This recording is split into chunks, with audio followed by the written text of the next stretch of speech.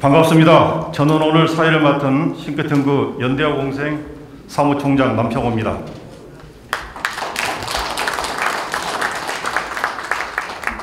오늘은 문재인 정부 출범 4주기입니다. 참석자 일동은 문재인 정부 남은 1년 성공적 마무리를 위해 최선을 다하겠습니다.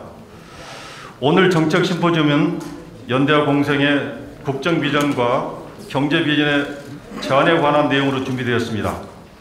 바쁘신 와중에도 오늘 정책 심포지움에 참석해 주신 내빈을 비롯한 여러분 모두에게 진심으로 감사의 말씀드립니다.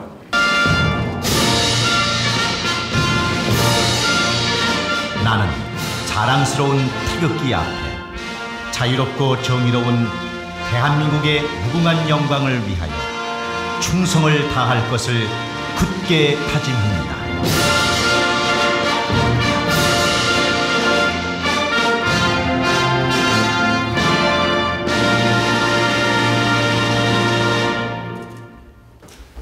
오늘 심포지움의 주제는 국가 비전과 경제 비전입니다.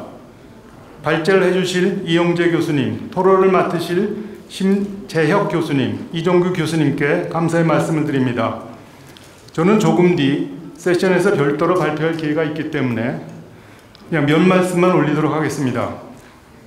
현재 우리는 코로나19 팬데믹으로 앞당겨진 제4차 산업혁명의 기회는 살리고 도전을 극복하는 과제와 저출생 고령화의 도전을 극복하는 두 가지 과제를 안고 있습니다.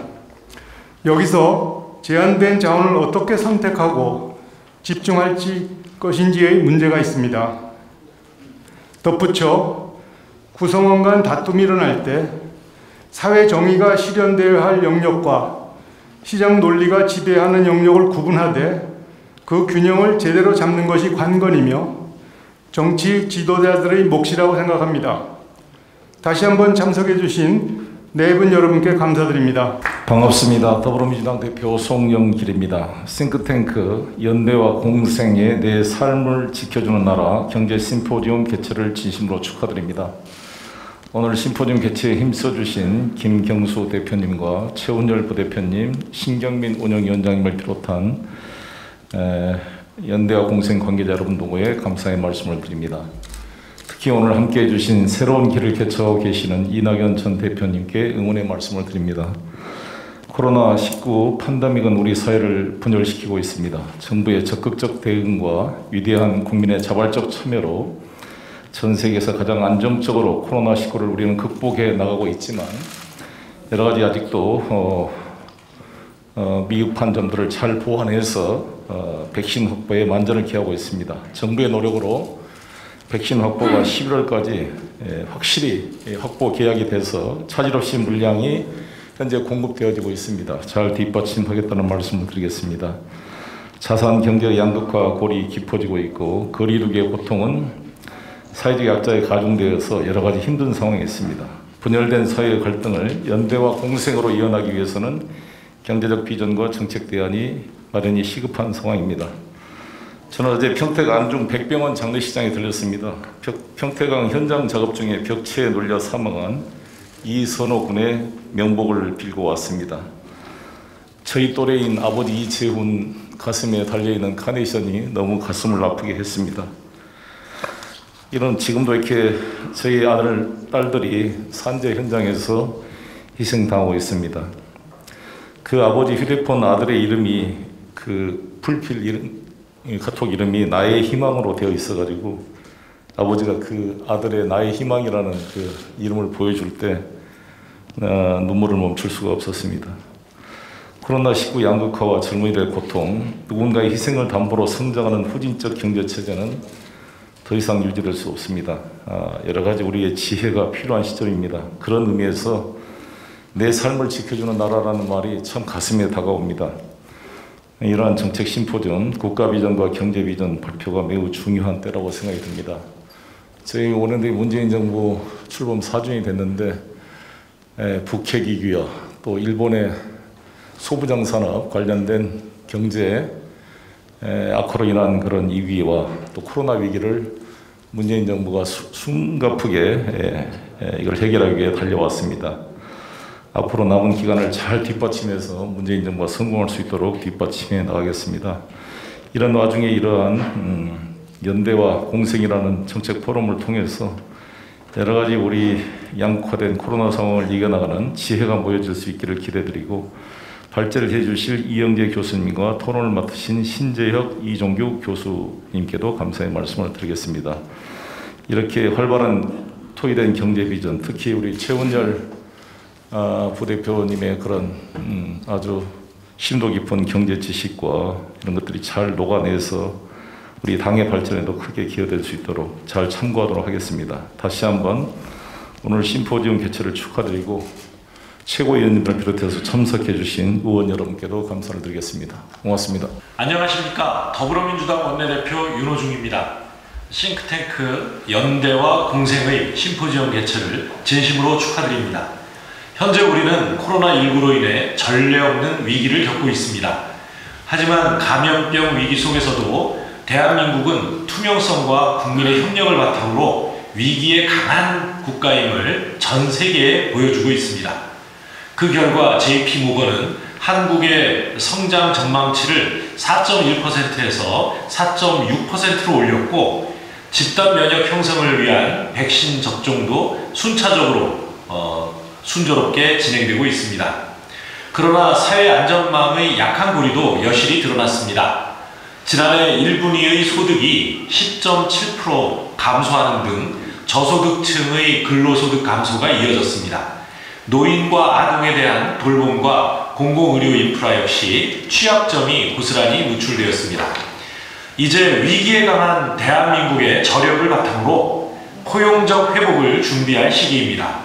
이를 위해 연대와 공생은 포용적 책임정부와 혁신적 선도국가를 두 축으로 하는 내 삶을 지켜주는 나라를 국정 비전으로 제시하고 있습니다. 참으로 시의적절한 제안입니다. 오늘 심포지엄에서 발표되는 내용이 앞으로 대한민국의 미래를 열어가는 데 중요한 디딤돌이 될 수 있으리라 기대합니다. 심포지엄 개최를 다시 한번 축하드리며 저 역시 도약의 한 해 격차 없는 포용사회로의 진전을 위해 힘쓰겠습니다. 감사합니다. 오늘 심포지엄에 온라인을 통해 참석하고 계신 국민 여러분과 당원 동지 여러분 반갑습니다. 특히 바쁘신 시간을 쪼개 참석해 주신 송영길 당대표님, 어려운 시기에 당을 잘 이끌어 주시리라 굳게 믿습니다. 함께 해주신 강병원, 백혜련, 김영배, 전해숙 최고위원님, 김진표, 이상민, 홍영표 의원님 비롯한 우리 동료 의원님 모두에게 감사를 드립니다. 이 자리에 오신 모든 분께 감사드립니다.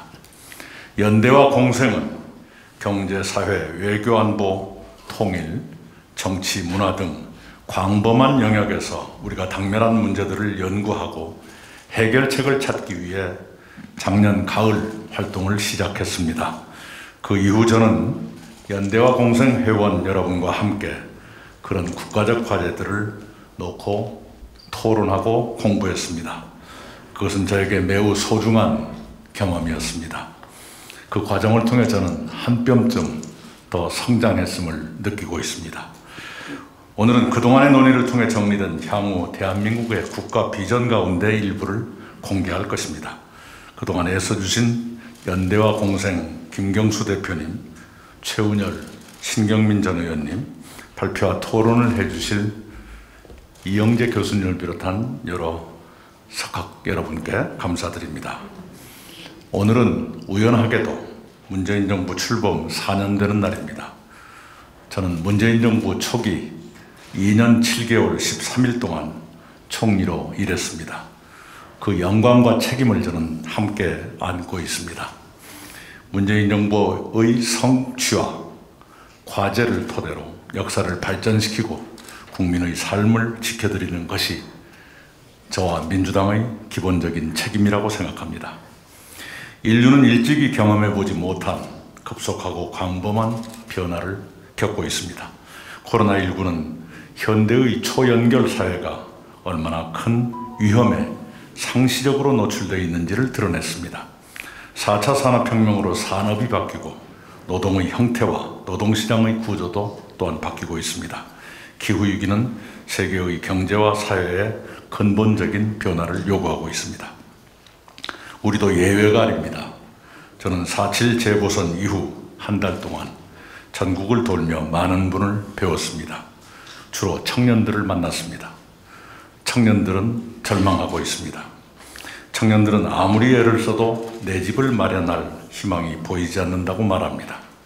목돈을 모을 방법이 보이지 않으니 주식이나 비트코인으로 몰려갑니다. 비트코인에는 국가가 없습니다. 청년들은 그들의 삶에 국가는 무엇인가를 묻고 있습니다. 청년들은 미래를 불안해합니다. 청년뿐만이 아닙니다. 모든 연령층이 삶에 불안해합니다. 중산층까지도 내 삶이 무너질지 모른다는 불안을 겪습니다. 코로나 이후 소득 격차, 자산 격차, 교육 격차가 더 심해지고 있습니다. 양극화는 공동체의 통합을 해칩니다. 지금은 불안의 시대입니다. 미래에 대한 불안은 국가와 사회에 대한 믿음을 무너뜨립니다. 이런 시대 국가의 역할은 무엇인가? 그에 대한 저의 대답이 내 삶을 지켜주는 나라입니다. 국가가 개개인의 삶을 지켜드려야 합니다.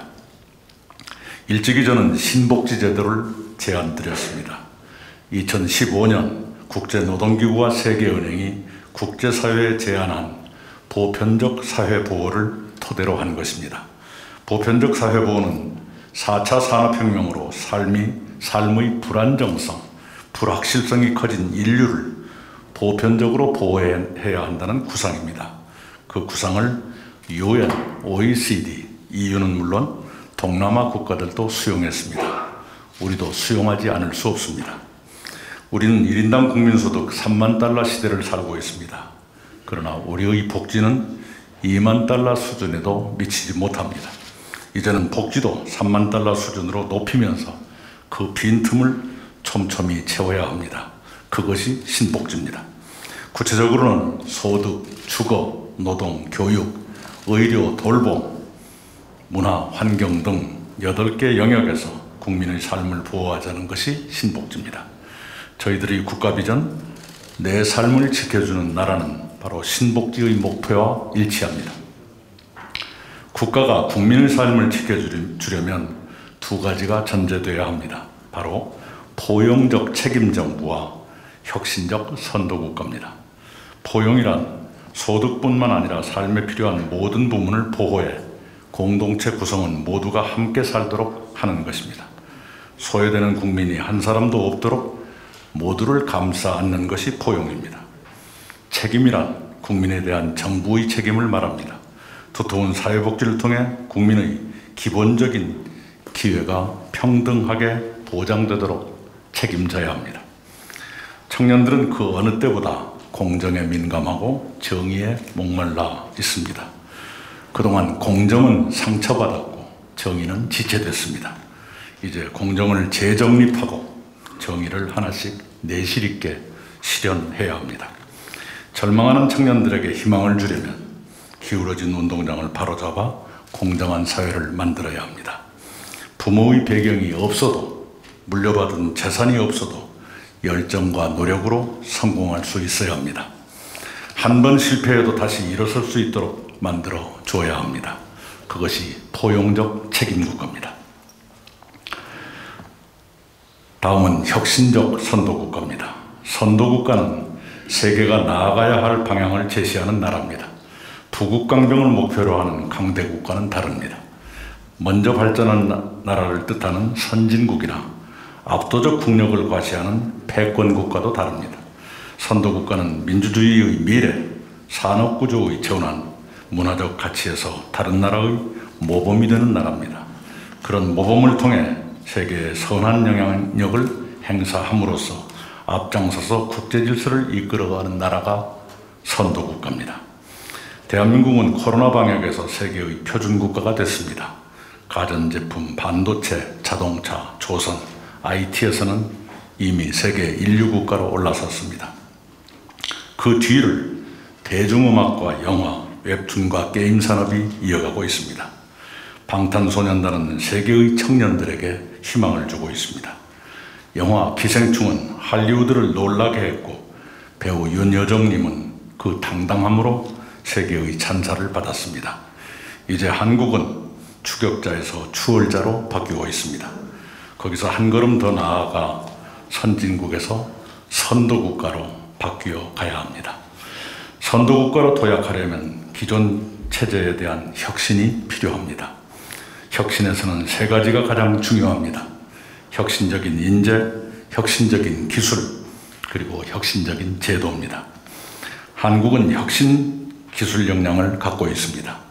한국은 2021년 블룸버그 혁신지수에서 세계 1위로 꼽혔습니다.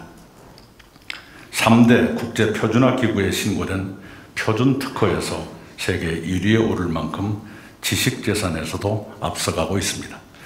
혁신적 인재는 창의성, 전문성, 공공성을 갖춘 인재입니다. 창조적 인재를 양성하는 방향으로 교육을 바꾸고 디지털 첨단 기술 역량에 더 많은 자원을 투입해야 합니다. 혁신적 인재와 혁신적 기술을 개발하려면 혁신적인 제도가 필요합니다. 그를 위해서는 정부 조직과 국가 운영 시스템도 혁신해야 합니다. 문재인 정부는 탄핵 이후 인수위원회도 없이 급하게 들어섰습니다. 그러다 보니 시대 변화에 조응하는 정부 조직 개편을 훗날의 과제로 남겨놓았습니다. 이제 추격의 시대를 끝내고 추월의 시대로 가려면 정부 조직의 과감한 개편이 필요합니다. 그것이 문재인 정부의 계승 발전을 위해서도 기묘한 일입니다. 우선 저는 몇 가지를 제안합니다.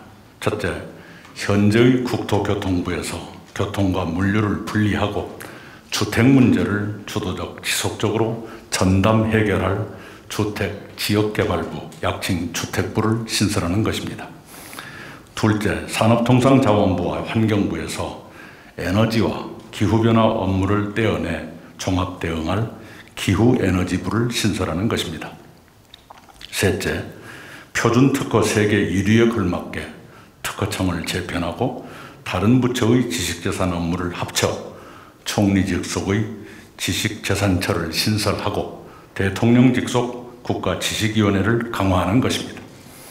넷째, 통계청을 강화하고 행정안전부 등의 통계 및 데이터 업무를 통합해 데이터의 중요성 증대에 부응할 미래전략 데이터처를 신설하는 것입니다. 정부 조직 개편은 더 깊은 논의를 통해 구체화해 가겠습니다.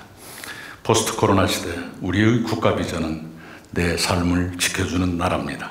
그를 위해 국내적으로는 포용적 책임 정부를, 글로벌 차원에서는 혁신적 선도국가로 가야 합니다. 비전과 정책은 늘 열려 있습니다. 오늘 토론회는 대화와 토론의 끝이 아니라 시작입니다. 더 많은 대화와 토론을 기대합니다. 감사합니다.